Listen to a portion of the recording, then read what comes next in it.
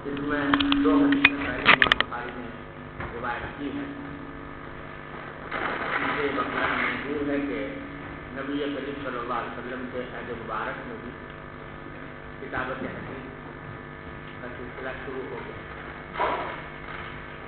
اب یہ تیسری حدیث ہے جو اسی بات کو ثابت کرنے کے لیے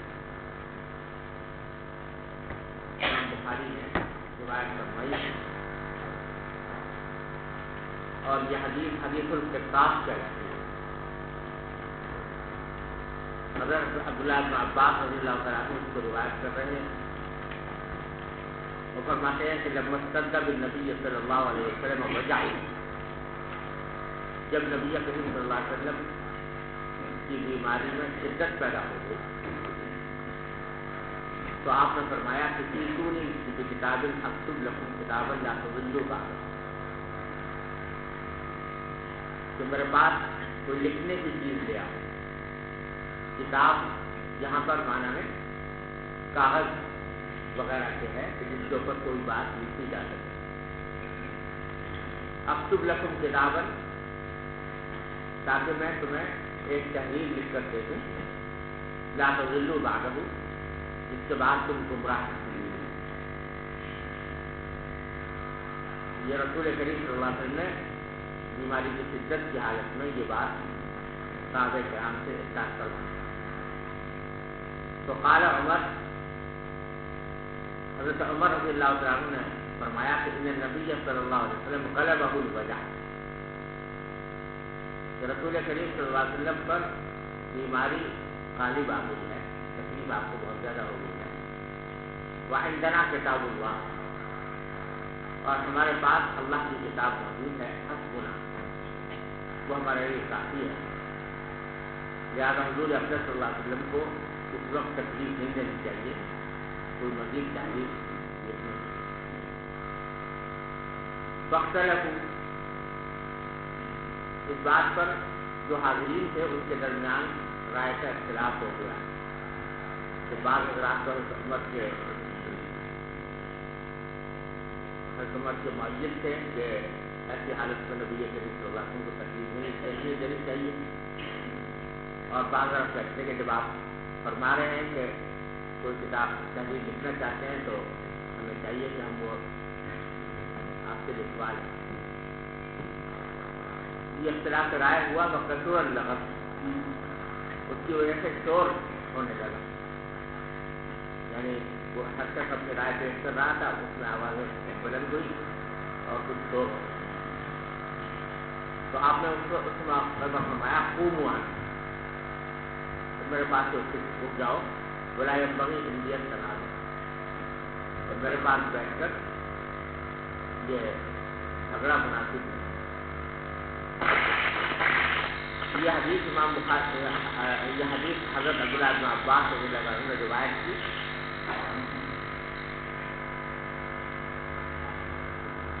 اور روایت کرنے کے بعد عبداللہ بن عباس نکلے یہ کہتے ہوئے کہ ان رضیۃ کل رضیہ ما حال بین رسول اللہ صلی اللہ علیہ وسلم و بین کتاب.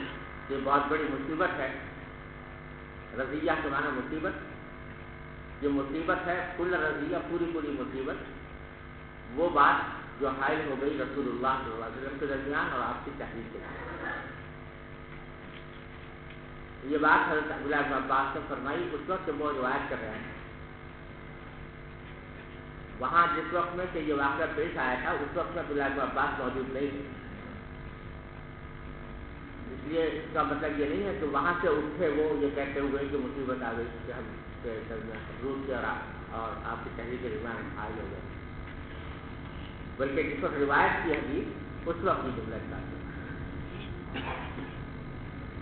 جیسا میں نے عرض کیا یہ حدیث القرطاس کہلاتی ہے کیونکہ اس میں آپ نے قرطاس یعنی کاغذ منگوایا تھا لکھنے کے لیے، تحریر لکھنے کے لیے. امام بخاری رحمۃ اللہ علیہ یہاں اس کو یہ حدیث کئی جگہ امام بخاری لائے ہیں، پہلی بار یہاں آ رہی ہے. اور یہاں لانے کا منشا یہ ہے کہ آپ نے یہاں خود ارشاد فرمایا ہے کہ کوئی تحریر لاؤ تو مجھے لکھوا دو، جس سے حدیث کے لکھوانے کا ثبوت ملتا ہے. اور اس لحاظ سے یہ حدیث جو ہے یہ لانے کا منشا یہ ہے کہ پچھلی جو حدیث گزری تھی عبداللہ بن عمر رضی اللہ عنہ والی، اس میں یہ تو مذکور ہے کہ عبداللہ بن عمر لکھا کرتے تھے، لیکن یہ صراحت نہیں تھی کہ حضور اکرم صلی اللہ علیہ وسلم نے ان کو حکم دیا تھا لکھنے کا۔ یہاں خاص طور پر آپ نے حکم دیا صحابہ کرام کو کہ لے کر آؤ تاکہ میں لکھ دوں، یہ لکھوا دوں، تو آپ نے باقاعدہ گویا لکھوانے کا اہتمام فرمایا۔ اس سے معلوم ہوتا ہے کہ کتابت حدیث کی بعد میں اجازت ہو گئی تھی اور نبی کریم صلی اللہ علیہ وسلم کے عہد مبارک میں یہ سلسلہ کتابت حدیث تک شروع ہو گیا۔ یہاں لانے کا منشا تو یہ ہے۔ البتہ یہ حدیث یا حدیث القرطاس یہ اس لحاظ سے ایک مستقل زیر بحث مسئلہ بن گئی کہ اس حدیث کی بنیاد پر روافض نے حضرت فاروق اعظم رضی اللہ تعالیٰ عنہ کے خلاف متعدد مسائل اٹھائے، متعدد اعتراضات اٹھائے۔ حضرت عمر نے نبی کریم صلی اللہ علیہ وسلم کے حکم کی خلاف ورزی کی اور امت کو نبی کریم صلی اللہ علیہ وسلم کی تحریر سے محروم کر دیا۔ تو مجموعی طور پر متعدد اعتراضات ہیں جو حضرت عمر کے اوپر اس حدیث کی وجہ سے کیے جاتے ہیں روافض کی طرف۔ پہلا اعتراض تو یہ کہ رسول کریم صلی اللہ علیہ وسلم نے حکم دیا تھا تحریر لکھنے کا، حضرت عمر نے اس کے خلاف ورزی کی اور کہا کہ ضرورت نہیں ہے۔ دوسرا اعتراض یہ کہ نبی کریم صلی اللہ علیہ وسلم ایک ایسی تحریر لکھوانا چاہتے تھے جس کے بعد امت گمراہ نہ ہو، اور حضرت عمر اس میں رکاوٹ بن گئے۔ اگر وہ تحریر ہوتی تو گمراہی مسلمانوں میں پیدا نہ ہوتی۔ حضرت عمر نے بیچ میں حائل ہو کر اس تحریر کو رکوا دیا اور اس کی وجہ سے مسلمانوں میں اختلافات وغیرہ پیدا ہوئے۔ یہ امت کو گمراہی سے بچانے کے لیے جو تحریر لکھی جا رہی تھی اس میں رکاوٹ پیدا ہوئی۔ تیسرا اعتراض یہ کیا جاتا ہے کہ انہوں نے یہ کہا کہ حسبنا کتاب اللہ، کہ ہمارے لیے اللہ کی کتاب کافی ہے۔ گویا اس طرح سے نبی کریم صلی اللہ علیہ وسلم کی کہ ارشاد کو اہمیت نہیں دی اور کہا کہ اللہ کی کتاب کافی ہے، گویا حدیث کی ضرورت نہیں۔ اور چوتھا اعتراض یہ کہ یہاں تو وہ الفاظ موجود نہیں ہیں اس روایت میں، لیکن آگے امام بخاری نے خود روایت کیے ہیں کہ یہاں پہ اتنا مذکور ہے نا کہ حضرت عمر نے یہ فرمایا کہ ان نبی صلی اللہ علیہ وسلم غلبہ الوجع، کہ آپ کے اوپر بیماری غالب آ گئی۔ لیکن دوسری روایت میں الفاظ یہ ہیں، حضرت عمر نے یہ بھی فرمایا کہ حجر رسول اللہ صلی اللہ علیہ وسلم استقیموا، حجر فتحا میم را، رسول اللہ صلی اللہ علیہ وسلم۔ تو اعتراض کرنے والے روافض یہ کہتے ہیں کہ حجارہ کا جو لفظ ہے یہ عربی زبان میں آتا ہے بیہودہ گوئی، یاوا گوئی کے لیے۔ حجر سے نکلا ہے، حجر کے معنی ہوتا ہے بیہودہ بات، غیر معقول بات، بے تکی بات کو حجر کہتے ہیں۔ تو حجر رسول اللہ صلی اللہ علیہ وسلم کے معنی یہ ہوئے الحمد للہ کہ کیا رسول اللہ صلی اللہ علیہ وسلم جو ہے وہ یاوا گوئی فرما رہے ہیں،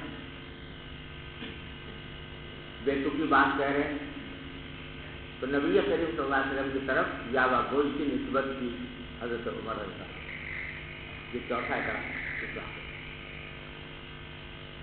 لیکن حقیقت یہ ہے کہ چاروں اعتراض بالکل بے بنیاد اور عناد کا نتیجہ ہے، ورنہ ان میں سے کوئی بات بھی حضرت عمر رضی اللہ عنہ کے لیے قابل اعتراض نہیں۔ پہلی بات جو اعتراض کیا جاتا ہے کہ نبی کریم صلی اللہ علیہ وسلم کا حکم کی انہوں نے خلاف ورزی کی، تو یہ سمجھ لینا چاہیے کہ بعض اوقات کسی شخص کی محبت کا تقاضا یہ ہوتا ہے کہ وہ اپنے بڑے کی بڑا جو بات کہہ رہا ہے اس سے اس کو کوئی تکلیف پہنچنے کا خطرہ ہے، اس کی وجہ سے وہ حکم کی تعمیل میں کچھ تذبذب کا اظہار کرتا ہے، اس کو کسی بھی طرح نافرمانی یا خلاف ورزی نہیں کہا جا سکتا، وہ بھی محبت کا تقاضا ہے۔ حدیث میں صراحت ہے کہ نبی کریم صلی اللہ علیہ وسلم پر اس وقت بیماری کا غلبہ تھا اور تکلیف شدید تھی۔ ایسے مواقع پر ساری دنیا میں یہی ہوتا ہے کہ اگر مریض وہ اپنے تیمارداروں سے کوئی ایسا کام کرنے کو کہے کہ جس سے اندیشہ ہوتا ہے تیمارداروں کو کہ یہ اس کے لیے مزید تکلیف کا باعث ہوگی، تو اس صورت میں تیماردار یہ کہتے ہیں ابھی رہنے دیجیے، ابھی آپ کی طبیعت میں مرض میں شدت ہے، جب کبھی موقع ہوگا اور طبیعت بہتر ہوگی تو اس وقت کر لیجیے گا یہ کام۔ یہی حضرت عمر کا منشا رضی اللہ تعالیٰ۔ اس کو کسی بھی طرح نافرمانی سے تعبیر نہیں کیا جا سکتا۔ دیکھیے حدیث میں آتا ہے، آپ بخاری شریف میں یہ حدیث پڑھیں گے کہ جب اسی بیماری میں مرض وفات کے وقت میں نبی کریم صلی اللہ علیہ وسلم نے یہ فرمایا تھا اپنے تیماردار صحابہ کرام سے کہ لا تلدونی، میرے منہ میں دوا مت ڈالنا، لیکن صحابہ کرام فرماتے ہیں کہ ہم یہ سمجھے کہ یہ جیسے کہ بیمار اوقات اس کو دوا کھانے سے اس کو کراہیت ہوتی ہے، لیکن خیرخواہی کا تقاضا یہ ہوتا ہے کہ دوا اس کو کھلائی جائے، اس بات سے صحابہ کرام نے دوا ڈالی آپ کے لیے۔ اب وہ سب سارے اہل بیت موجود ہیں، ان اہل بیت نے نبی کریم صلی اللہ علیہ وسلم کے نے جو فرمایا تھا کہ میرے منہ میں دوا مت ڈالنا، بظاہر اس کی خلاف ورزی تھی، لیکن یہ خلاف ورزی کوئی نافرمانی نہیں تھی بلکہ محبت کے تقاضے میں کی گئی، لہٰذا اس سے میں معذور سمجھے گا۔ صلح حدیبیہ کے موقع پر حضرت علی رضی اللہ تعالیٰ عنہ کو آپ نے صلح نامہ لکھنے کے لیے مقرر فرمایا تھا، تو جب اس صلح نامے میں یہ لکھا گیا کہ محمد رسول اللہ و سہیل بن عمرو، کافروں کی طرف سہیل بن عمرو تھا اور حضرت نبی کریم صلی اللہ علیہ وسلم سے اس طرف، تو صلح نامے میں آپ کے نام کے ساتھ جب رسول اللہ لکھا گیا تو سہیل نے اعتراض کیا کہ اگر ہم آپ کو اللہ کا رسول مانتے تو جھگڑا ہی جاتا، لہٰذا صلح نامے میں آپ رسول اللہ نہیں لکھیں گے بلکہ محمد بن عبداللہ لکھیں گے۔ تو آپ نے فرمایا کہ میں محمد بن عبداللہ بھی ہوں، میں محمد رسول اللہ بھی ہوں، تو اے علی تم ایسا کرو کہ رسول اللہ کا لفظ مٹا دو۔ حضور نے کیا حکم دیا؟ اپنے نام کے ساتھ رسول اللہ کا لفظ مٹا دینے کا حکم دیا۔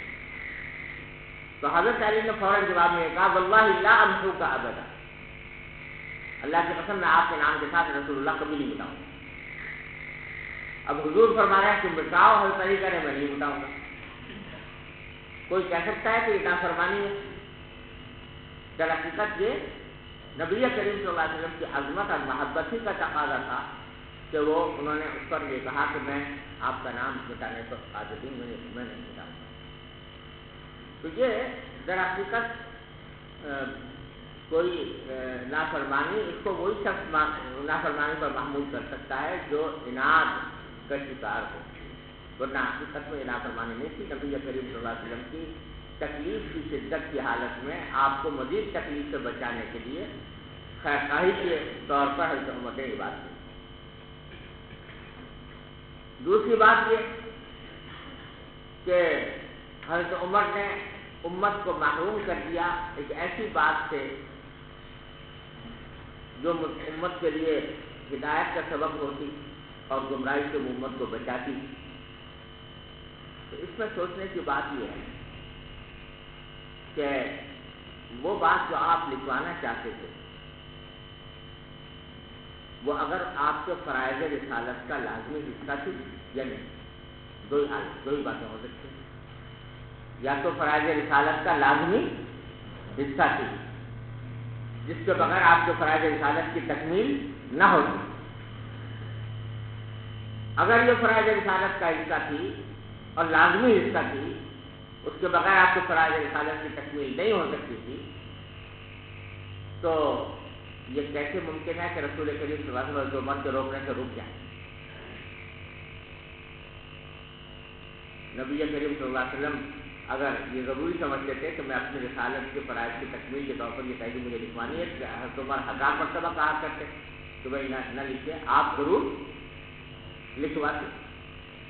حضرت عمر کا کوئی اختلاف تو نہیں تھا رسول کریم صلی اللہ علیہ وسلم کو. حضرت عمر رضی اللہ عنہ کوئی ایسا زبردستی تو نہیں کر سکتے تھے کہ نبی کریم صلی اللہ علیہ وسلم میں کام کرنا چاہیں اور حضرت عمر اس کو زبردستی رکوا دیں. آپ نے اپنے فرائض رسالت کی ادائیگی کے معاملے میں بڑے بڑے کافروں اور بڑے بڑے سرداروں کی بات کی پرواہ نہیں کی. حضرت عمر کے قول کی کیا پرواہ کرتے آپ؟ لہذا اگر یہ کہا جائے کہ وہ فرائض رسالت کا لازمی حصہ تھا تو در حقیقت یہ اعتراض حضرت عمر پر نہیں, خود نبی کریم صلی اللہ علیہ وسلم تک جاتا ہے کہ آپ نے حضرت عمر کے دباؤ میں آ کر معاذ اللہ فرائض رسالت کی کمال کو انجام دہی نہیں فرمائی. ارے سمجھو نا, تو یہ کیسے ممکن تھا کہ حضرت عمر ان کو روک دیتے, آپ کو روک دیتے کہ آپ اپنے فرائض رسالت کی تکمیل نہ کریں؟ آپ نے تو اپنی جان پر کھیل کر فرائض رسالت کی تکمیل فرمائی. حضرت عمر ان کو روکنے کے کسی طرح روکنے کے قابل نہیں. پھر حضرت عمر تنہا موجود تھے اور سارے صحابہ بھی تھے اس وقت موجود. وہ کہتے کہ نہیں, ہم تو آپ لکھوائیں, ہم لکھیں گے, کیونکہ یہ اہم بات ہے. اور لوگوں نے بھی کوئی بہت زیادہ اصرار نہیں کیا. ارے سمجھ رہے ہو؟ اور اگر یہ کہا جائے, اور اگر پھر پر اس وقت جھگڑے کی وجہ سے یا آوازیں بلند ہونے کی وجہ سے آپ نے نہیں لکھوایا, تو یہ واقعہ جو ہے یہ جمعرات کا ہے, جیسے دوسری روایات میں آتا ہے جمعرات کا. اور آپ کی وفات ہوئی پیر کے دن, جو سمجھے. تو جمعرات گزری, جمعہ گزرا, ہفتہ گزرا, اتوار گزرا, پھر پیر کو آپ کی وفات ہوئی. تو 4 دن اس کے بعد بھی آپ زندہ رہے, اور ان تمام اوقات میں حضرت عمر موجود نہیں تھے کہ ہر وقت موجود رہے ہیں. اگر یہ فرائض رسالت کا کوئی لازمی حصہ تھا تو آپ بعد میں لکھوا سکتے, لیکن بعد میں بھی آپ نے نہیں لکھوائے. تو اس سے بات معلوم ہوتی ہے کہ یہ کوئی بہت اہم یا ایسی بات نہیں تھی جس کے بغیر گزارا نہ ہو. سمجھے؟ جس کے بغیر فرائض رسالت کی تکمیل نہ ہو, اور جس کے بغیر امت کو واقعی گمراہی میں پڑ جانے کا اندیشہ ہو, ایسی کوئی بات نہیں. بظاہر یہ انہی باتوں کی تاکید تھی جو نبی کریم صلی اللہ علیہ وسلم پہلے پہنچا چکے تھے. جیسے کہ آپ نے فرمایا کہ میں تمہارے درمیان 2 چیزیں چھوڑ کر جا رہا ہوں, ایک اللہ کی کتاب اور ایک میری سنت, اس کو پکڑے رہنا. اس قسم کی کوئی بات ہوگی جو آپ پہلے بھی بار بار ارشاد فرما چکے تھے. اس واسطے یہ کہنا کہ اس کے بغیر امت جو ہے وہ گمراہی میں پڑ گئی, یہ خیال بالکل غلط. بات سمجھ میں آ گئی ہے؟ تیسری بات جو انہوں نے حضرت عمر نے فرمایا حسبنا کتاب اللہ. اس کا مطلب ہرگز یہ نہیں ہے کہ نبی حضرت عمر کے ذہن میں نبی کریم صلی اللہ علیہ وسلم کے ارشادات کی کوئی اہمیت نہیں. ان کا یہ فرمانا بالکل ایسا ہی ہے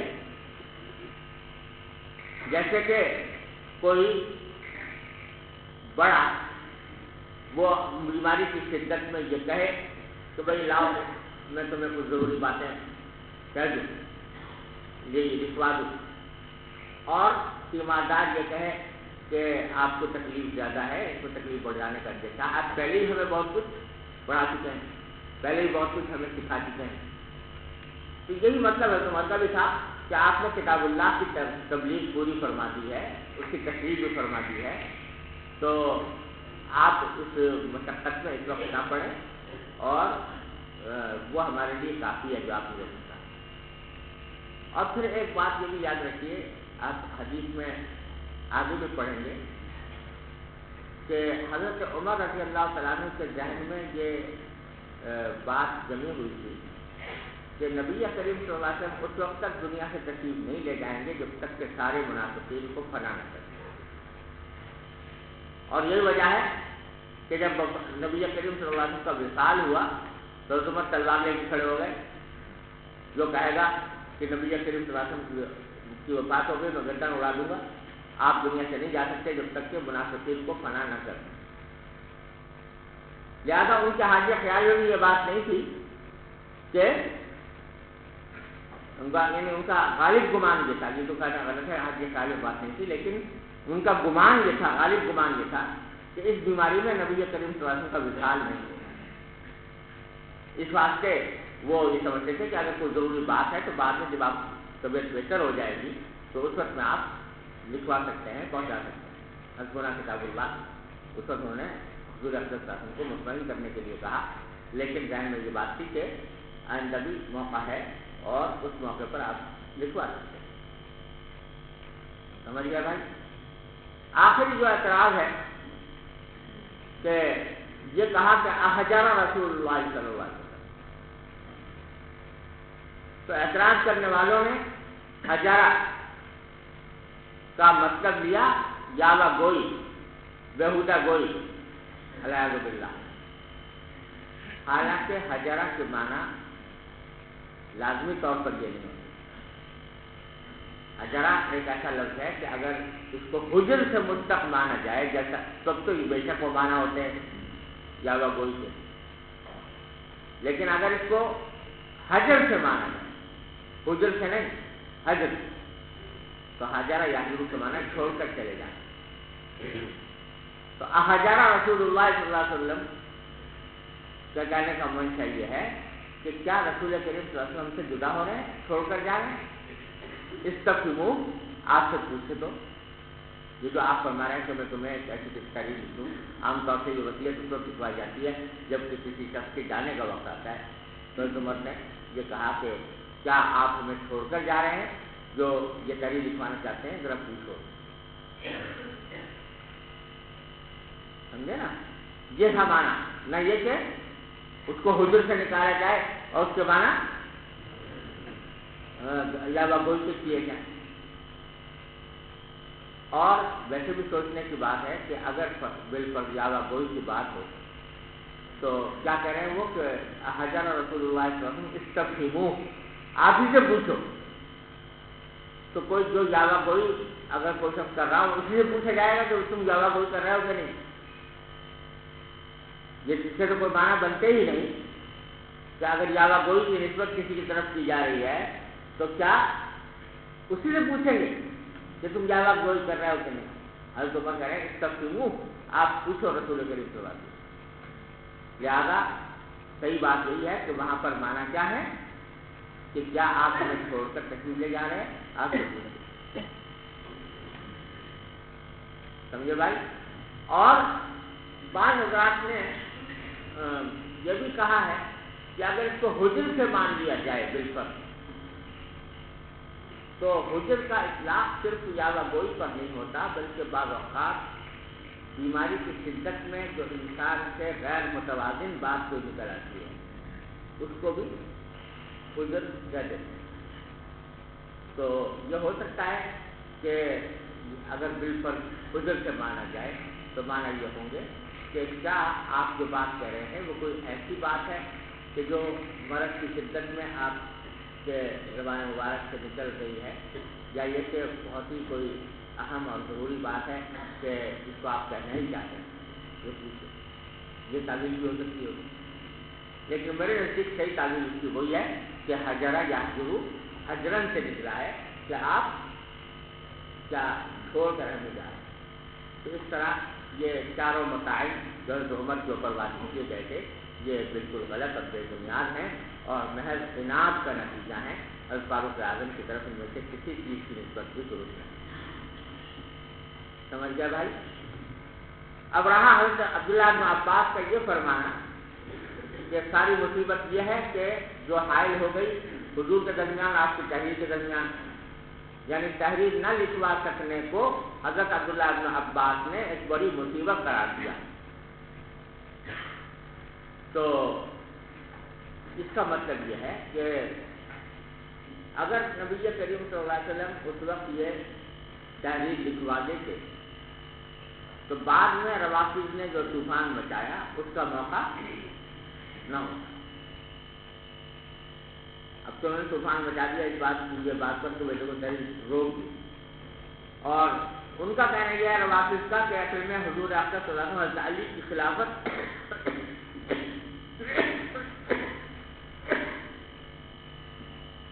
حضرت علی کی خلافت لکھوانا چاہتے تھے حضرت عمر کی خلافت۔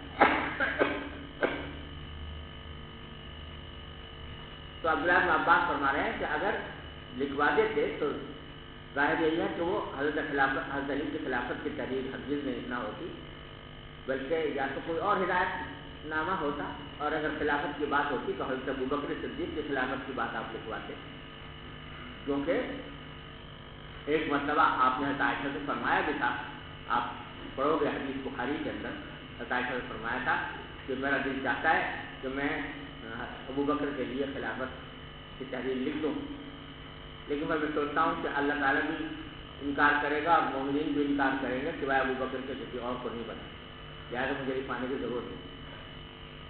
تو آپ نے خود یہ ظاہر کر دیا تھا کہ آپ کے بعد صدیق اکبر خلیفہ ہونے والے ہیں، لہٰذا اگر خلافت کی کوئی تحریر لکھوانا پیش نظر تھا تو یہ تھا صدیق اکبر کی خلافت کی تحریر آپ لکھواتے۔ بہرحال اگر لکھوا دیتے تو روافض کو یہ طوفان مچانے کا موقع نہ ملتا، کیونکہ آپ وہ نہیں لکھوائی تو اس واسطے یہ طوفان مچایا اور یہ مصیبت پیدا ہو گئی۔ یہ ہے مطلب عبداللہ بن عباس کے لیے۔ سمجھ گئے بھائیو؟ چلیے کوئی بات پوچھنے کی تو نہیں ہے اس میں؟ چلو جی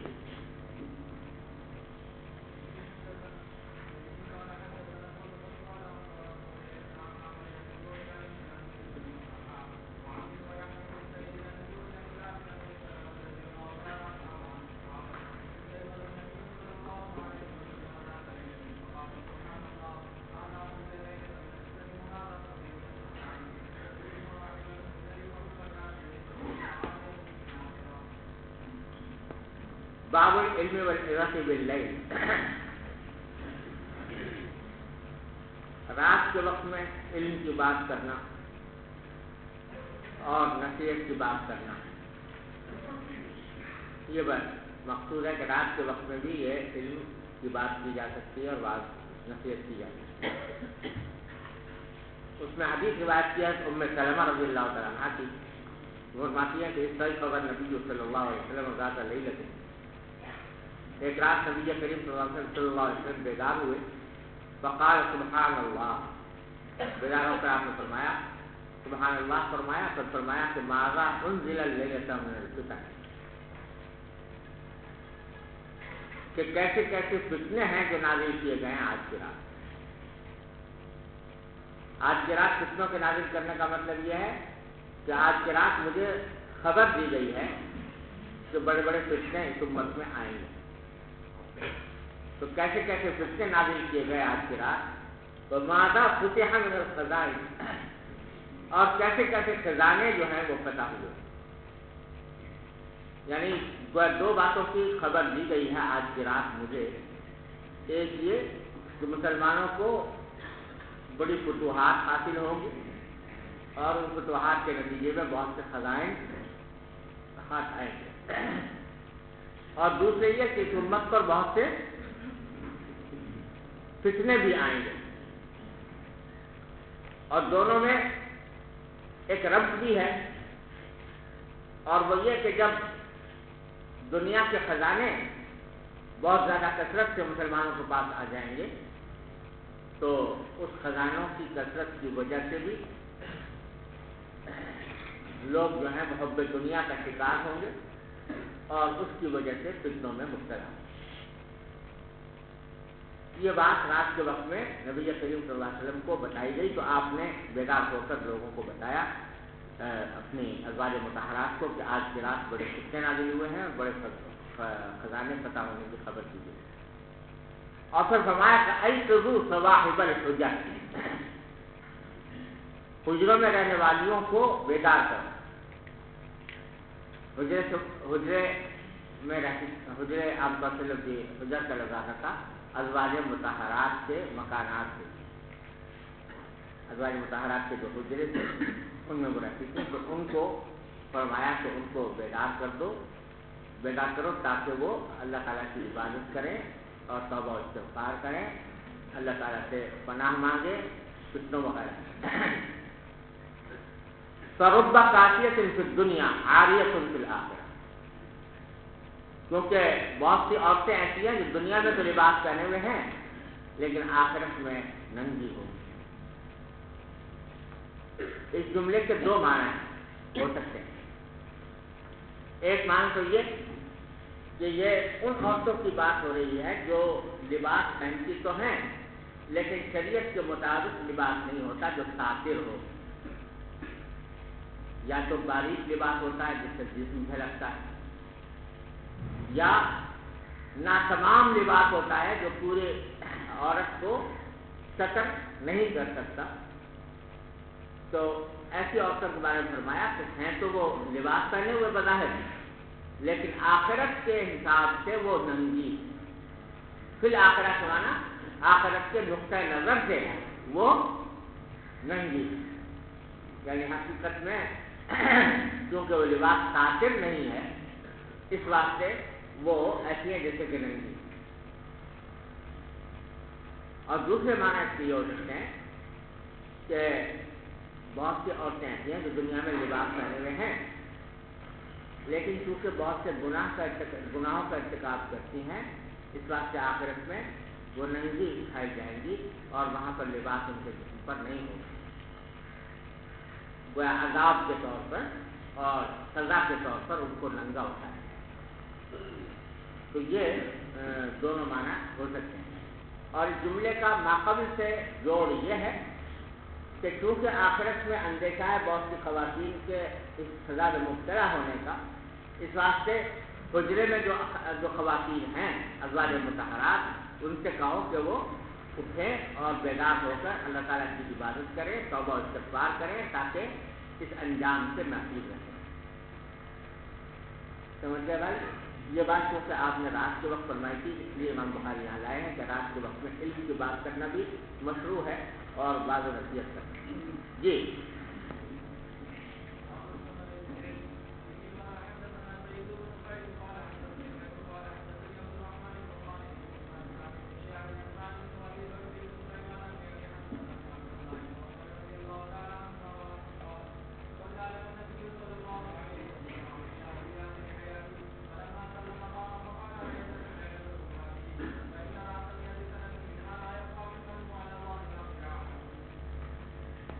یہ باب ہے ثمر بالعلم، رات کے وقت میں علم کی باتیں کرنا عشاء کے بعد۔ ثمر اصل میں لغتاً کہا جاتا ہے چاندنی کو،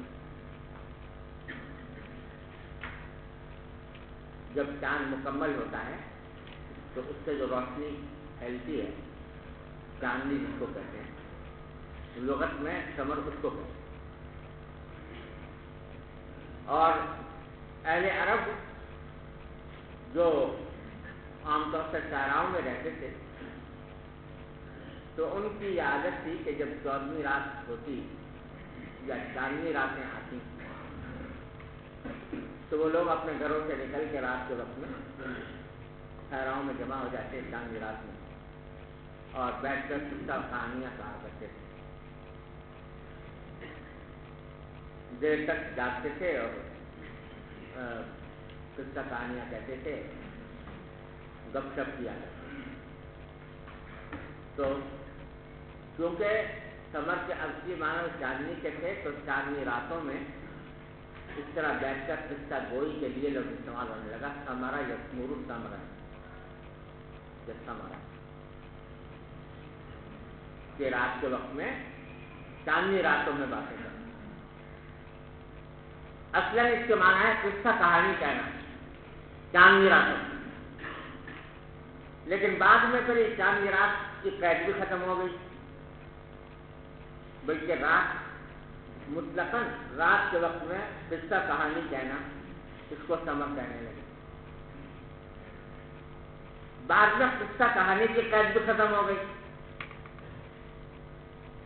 اور اس کے معنی ہو گئے رات کے وقت میں باتیں کرنا، چاہے وہ قصہ کہانی کی ہو یا کسی اور بات کی ہو، کسی اور موضوع کی ہو۔ تو اب یہ جو لفظ استعمال ہوتا ہے وہ عشاء کے بعد باتیں کرنے کے معنی میں آتا ہے، چاہے وہ باتیں کسی بھی نہ ہو۔ سمجھ گئے بھائی؟ آگے آپ حدیث پڑھو گے کتاب الصلاۃ میں کہ نبی کریم صلی اللہ علیہ وسلم سمر بعد العشاء سے منع کرنا، عشاء کے بعد باتیں نہ کرو، بلکہ حکم یعنی یہ ہے کہ عشاء کے بعد جتنا جلدی ممکن ہو سو جائے۔ مقصد یہ تھا تاکہ صبح کو صحیح وقت میں آدمی اٹھ سکے۔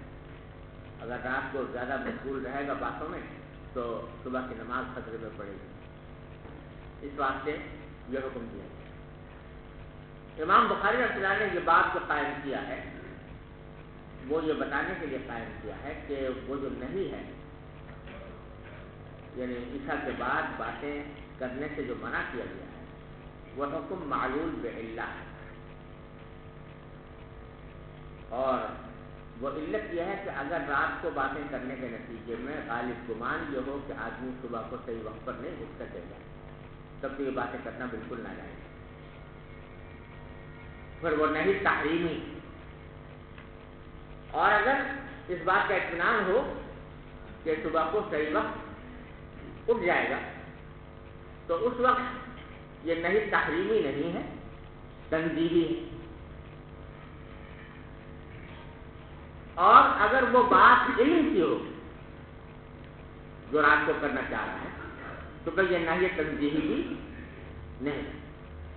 یہاں باب الثمر بالعلم قائم کر کے یہی بتانا چاہتے ہیں کہ اگر علم کی باتیں کرنی ہوں عشاء کے بعد اور ان سے نماز فجر کے فوت ہونے کا اندیشہ نہ ہو تو پھر نہ یہ تنزیہی بھی نہیں رہتی، اور یہ بات خود نبی کریم صلی اللہ علیہ وسلم سے ثابت ہے کہ عشاء کے بعد آپ نے کچھ بعض اوقات علم کی باتیں کی۔ سمجھے بھائی؟ یہ مقصود ہے اس بات کا۔ اب اس میں روایت کا قیسی عبداللہ عمر رضی اللہ عنہ کی، وہ فرماتے ہیں کہ صلی اللہ علیہ نبی صلی اللہ علیہ وسلم العشاء فی آخر حیات، نبی کریم صلی اللہ علیہ وسلم نے ہمیں عشاء کی نماز پڑھائی اپنی حیات طیبہ کے آخری زمانے میں۔ فلما سلم قام، جب آپ نے سلام پھیر دیا یعنی نماز پوری ہو گئی تو پھر آپ کھڑے ہوئے، اور کھڑے ہو کر آپ نے فرمایا ارأیتکم لیلتکم ھذہ، ذرا دیکھو اپنی اس رات کو۔ ارأیت کے معنی اخبرنی چاہتے ہیں، کیا تم نے دیکھا، لیکن یہ اخبرنی کے معنی میں بکثرت استعمال ہوتا ہے کہ مجھے ذرا بتاؤ، اور یہاں اس کا صحیح ترجمہ ہے کہ ذرا دیکھو تو تمہاری یہ جو رات ہے فإن رأس 100 سنة منها، اس رات کے بعد 100 سال جب پورے ہوں گے اور 100 سال کے کا راس آئے گا، کنارہ آئے گا، لا يبقى ممن هو على ظهر الارض احد، تو جتنے لوگ اس وقت روئے زمین پر موجود ہیں ان میں سے کوئی باقی نہیں رہے گا، سب ختم ہو جائے گا۔ یہ بات آپ نے ارشاد فرمائی، اور یہ ارشاد فرمائی عشاء کے بعد، تو یہ اور علم کے بعد تھی، تو معلومات ثمر بالعلم جائز ہے۔ اب یہ جو فرمایا کہ 100 سال کے بعد کوئی باقی نہیں رہے گا، تو واقعہ بھی ایسا ہی ہوا، کیونکہ یہ آخر حیات کی بات ہے، سن 10 ہجری میں آپ نے ارشاد فرمائی تھی، اور سن 110 ہجری میں سب سے آخر صحابی کا انتقال ہوا۔ حضرت ابو طفیل رضی اللہ تعالیٰ عنہ سب سے آخری صحابی ہے جن کا انتقال ہوا، وہ سن 110 میں ہوا۔ جو آپ نے بتایا تھا اسی کے مطابق 100 سال میں سب کے سب ختم ہو، سمجھ گئے نا؟ یہاں بعض لوگوں نے کہا کہ اس سے مراد قیامت ہے، لیکن یہ بات صحیح نہیں، قیامت نہیں ہے، بلکہ مراد یہ کہ اس وقت جس سے لوگ زندہ ہیں وہ 100 سال کے بعد ختم ہو۔ بعض نے اس حدیث سے استدلال کیا ہے حضرت خضر علیہ السلام کی وفات پر بھی، کیونکہ آپ نے فرمایا 100 سال کے بعد سب ختم ہو جائیں گے، تو وہ کہتے ہیں کہ خضر علیہ السلام بھی داخل ہیں ممن علی ظہر الارض میں، وہ زمین پر تو وہ بھی ہیں، تو اگر وہ زندہ ہوتے تو آپ یہ بات نہ فرماتے، لیکن یہ استدلال صحیح نہیں ہے، اس واسطے کہ حضرت خضر علیہ السلام جو ہیں وہ در حقیقت ان کو یہ کہنا کہ علی ظاہر الارض ہے یہ مشکل، کیونکہ وہ نگاہوں سے پوشیدہ ہے، اور بعد نے کہا کہ ان کا مستقر جو ہے وہ سمندر ہے، اس واسطے اس کو ممن علی ظاہر الارض میں وہ داخل نہیں ہوتے، تو اس لیے اس حدیث سے استدلال کرنا صحیح نہیں ہے۔ باقی یہ مسئلہ اپنی جگہ ہے کہ حضرت خضر علیہ السلام زندہ ہیں یا نہیں ہیں، تو آگے آ رہا ہے حدیث آئے گی تو وہاں پر اس کو آپ کروں گا۔ جی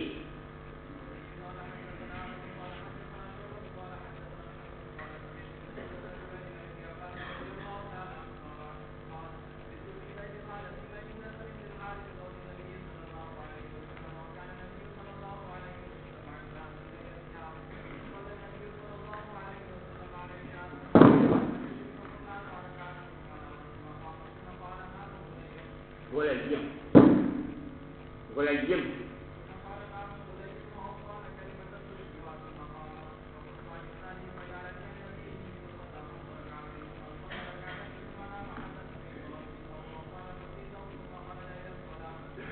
یہ وہی حدیث جو پہلے بھی گزری ہے، حضرت عبداللہ بن عباس نے رات گزاری تھی اپنی خالہ میمونہ کے گھر میں، اور رات کے لیے کریم صلی اللہ علیہ وسلم وہیں تشریف فرما تھے، تو عبداللہ بن عباس نے بھی وضو کے ساتھ نماز پڑھی۔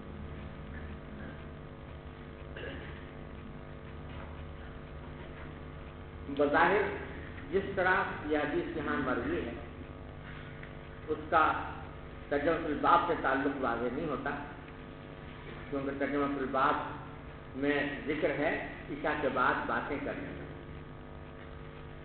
تو بعض لوگوں نے تو کہا کہ امام بخاری یہاں اس لیے لائے ہیں کہ حضور اکرم صلی اللہ علیہ وسلم نے عشاء کی نماز پڑھی، پھر گھر تشریف لائے، 4 رکعتیں پڑھی، پھر سو گئے، اور پھر فرمایا کہ نام الغلیم۔ حضرت میمونہ سے پوچھا کہ وہ لونڈا سو گیا کہ نہیں؟ غلیم یہ تصغیر ہے غلام کی، اور مراد سے عبداللہ بن عباس ہیں، تو یہ جملہ فرمایا، جملہ کیونکہ عشاء کے بعد فرمایا لہٰذا ثمر بعد عشاء میں داخل ہے، لیکن یہ توجیہ اس لیے درست نہیں ہے کہ نام الغلیم اتنا چھوٹا سا جملہ ہے کہ اس کے اوپر ثمر کا اطلاق کرنا بڑا مشکل ہے۔ زیادہ صحیح بات وہ ہے کہ میں نے تراجم کے اوپر بات کرتے ہوئے آپ سے کسی کی مثال دی کہ یہ در حقیقت امام بخاری کبھی کبھی ایسا کرتے ہیں کہ حدیث تو بلا رہے ہیں، طریق تو بھی لائے ہیں، لیکن کسی حدیث کا دوسرا طریق کوئی آیا ہے جس میں ترجمۃ الباب سے مناسبت پائی جاتی ہے، چنانچہ یہی حدیث امام بخاری نے کتاب التفسیر میں نکالی ہے، وہاں یہ الفاظ سے حدث الساعۃ ہے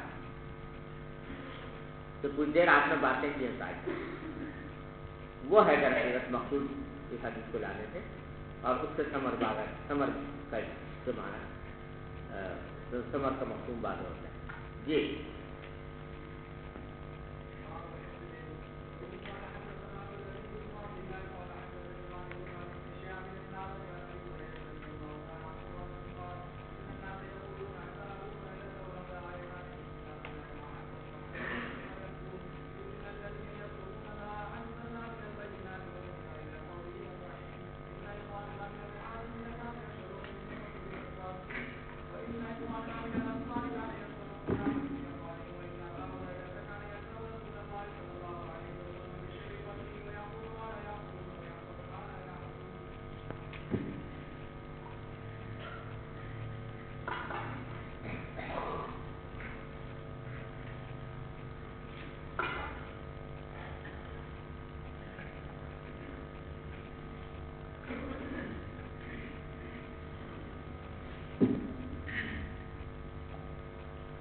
علم کو یاد کرنا،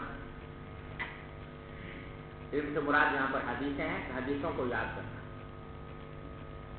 اس میں حضرت ابو ہریرہ رضی اللہ تعالیٰ عنہ کا یہ قول نقل کیا ہے کہ ان الناس یقولون اکثر ابو ہریرہ، لوگ کہتے ہیں کہ ابو ہریرہ نے بہت کثرت کر رکھی ہے حدیثوں میں، یعنی کثرت سے حدیثیں روایت کرنا ہے۔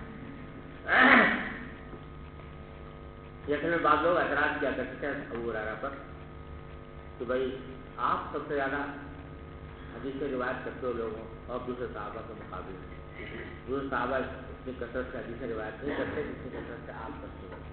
حالانکہ بہت سے صحابہ ایسے ہیں جن کی صحبت جن کو نبی کریم صلی اللہ علیہ وسلم کی صحبت آپ سے کہیں زیادہ عرصے تک میسر رہی۔ حضرت ابو ہریرہ 7 ہجری میں اسلام لائے، لہٰذا کل زیادہ سے زیادہ 3.5 سال 4 سال آپ کو موقع ملا تو کیا وجہ ہے کہ آپ بہت روایت کرتے ہوئے اعتراض کرتے تھے، اور اعتراض کرنے والے بعض اوقات ان کے ذہن میں منشا شاید یہ بھی ہوتا ہو کہ یہ جو اتنی کثرت سے روایت کرتے ہیں تو کہیں غلط تو روایت نہیں کرتے۔ تو حضرت ابو ہریرہ کا جواب دیتے ہیں کہ ولولا آیتان فی کتاب اللہ ما حدثت حدیث، آیت کتاب اللہ میں 2 آیتیں اگر نہ ہوتی تو میں کوئی حدیث بھی نہ سناتا۔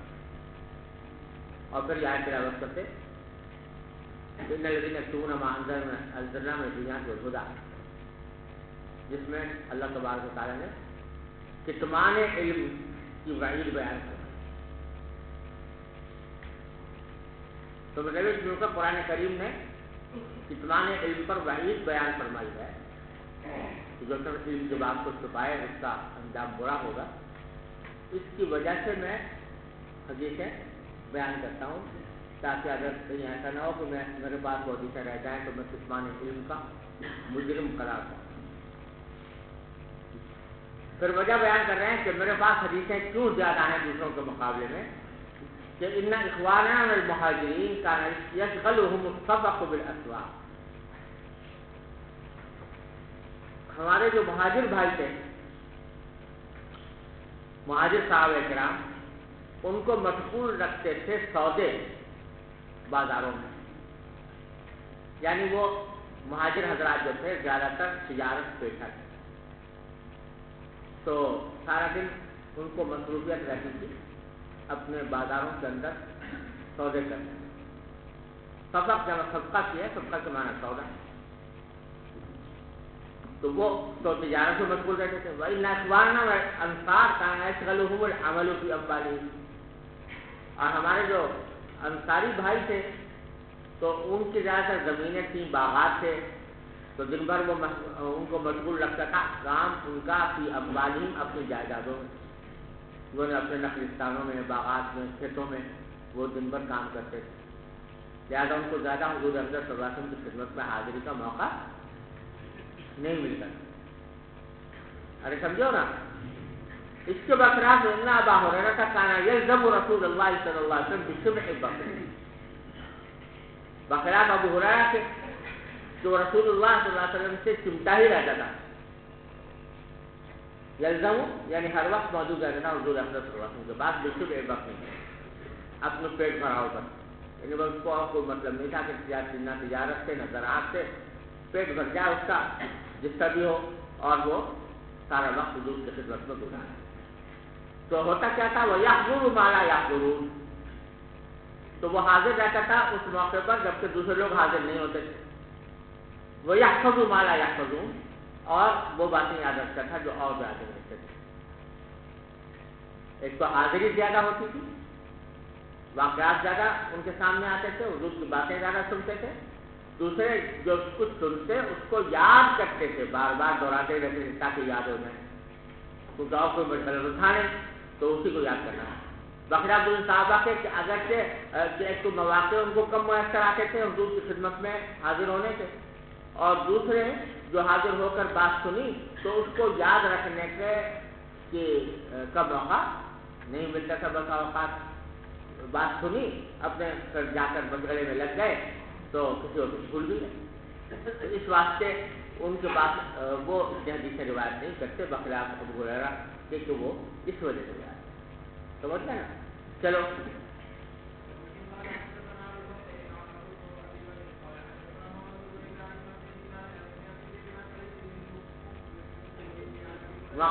مقبولی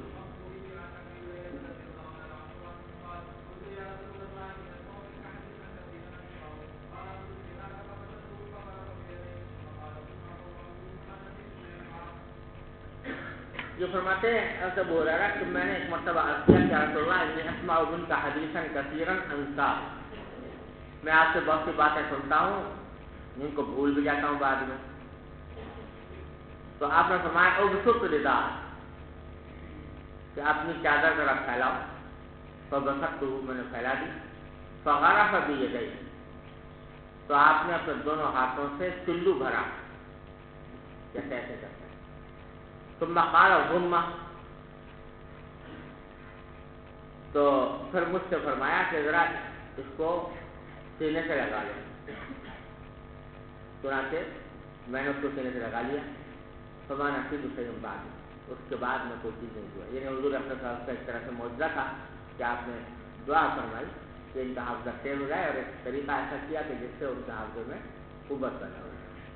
جی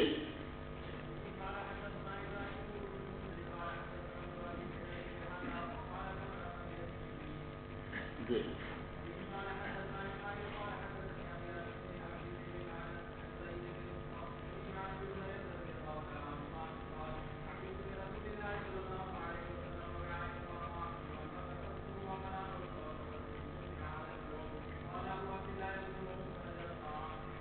حضرت فرماتے ہیں کہ میں نے رسول اللہ صلی اللہ علیہ وسلم سے 2 برتن یاد کیے. وعاءین جمع ہے وعاء کی. وعاء کہتے ہیں برتن کو اور مراد ہے مجموعہ احادیث کا. وعاء سے مراد کیا ہوا؟ احادیث کا مجموعہ. جیسے کہ کوئی چیز برتن میں جمع کی جاتی ہے تو اس کو وعاء کہتے ہیں. تو میں نے 2 قسم کی حدیثیں مراد 2 قسم کی حدیثوں کے مجموعے میں نے محفوظ کیے یاد کیے نبی کریم صلی اللہ علیہ وسلم.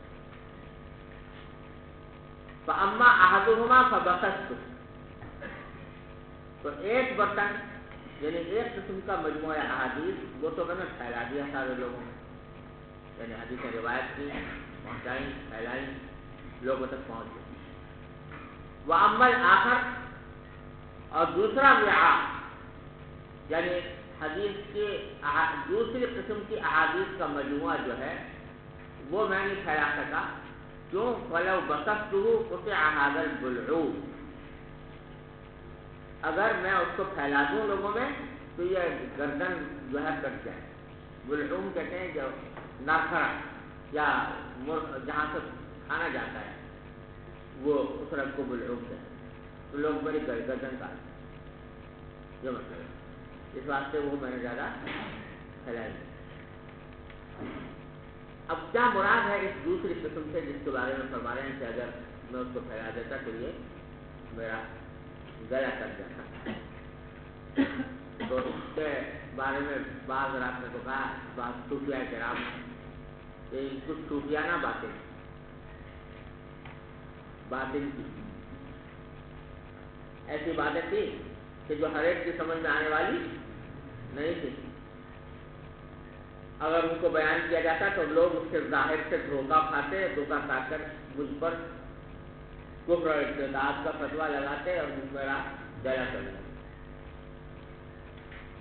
جیسے بعض صوفیاء کرام سے کی باتیں صادر ہوئی ہیں نا کہ جن کا ظاہر جو ہے بہت کفر معلوم ہوتا ہے. جیسے منصور نے کہہ دیا تھا ان الحق تو ظاہر کفر تھا. اسی بنا پر اس کو پھانسی بھی دی گئی یعنی اس کو موت کی سزا بھی دی گئی. لیکن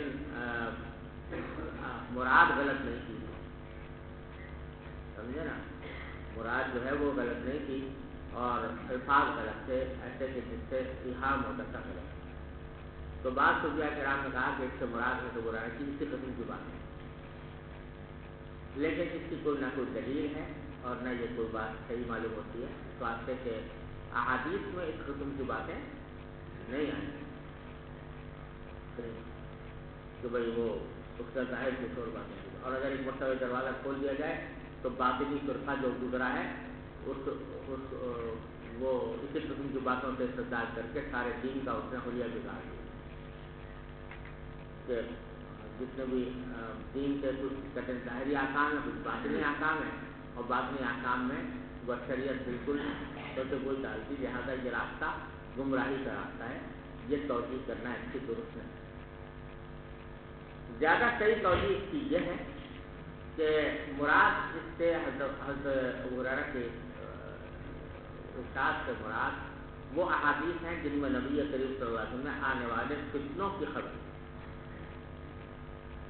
اور حضرت ابو ہریرہ انہی کے زمانے میں تھے، مروان بن حکم اور جو ہے دوسرے اس زمانے کے بنو امیہ کے بعض نوجوان حکمران، تو حضرت صلی اللہ علیہ وسلم میں بعض احادیث میں فتنے کی خبر دیتی تھی، تو اس میں تقریباً واضح علامتیں بتائی تھیں کہ ایسے ایسے لوگ آئیں گے۔ تو ابو ہریرہ کہتے ہیں اگر میں اس کو پھیلا دوں تو جو موجودہ حکمران ہیں وہ یہ کہیں گے کہ ابو ہریرہ میرے خلاف پروپیگنڈا کر رہا ہے، لہٰذا میرا گلا کاٹ۔ یہ مراد ہے، نہ کہ کوئی ایسی باتیں کہ جو باطنیت کی طرف جاتی ہیں۔ جی